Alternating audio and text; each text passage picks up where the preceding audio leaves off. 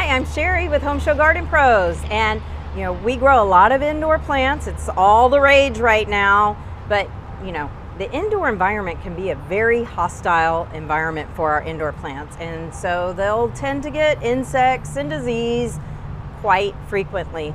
So not only feeding our plants is important, but putting a mineral amendment down, something like Azomite, and I have Mike Fodge with Azomite. Mike, what are some benefits of using Azomite on our interior plants? Well, some of the benefits would be if they are flowering plants, you're probably going to get more flowers with aroma if they put out an aroma. Yes. That's a healthy plant. Yes. It's going to have the nutrients that it's not had, and it's going to be able to do what it needs to do at its finest.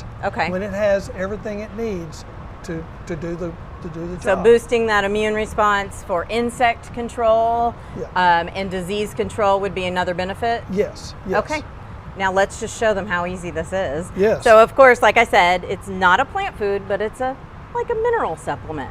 And you would just sprinkle this right around along with your fertilizer, water it in. It starts breaking down really quick, and then your plant will have everything it needs to fight off disease and insects as well.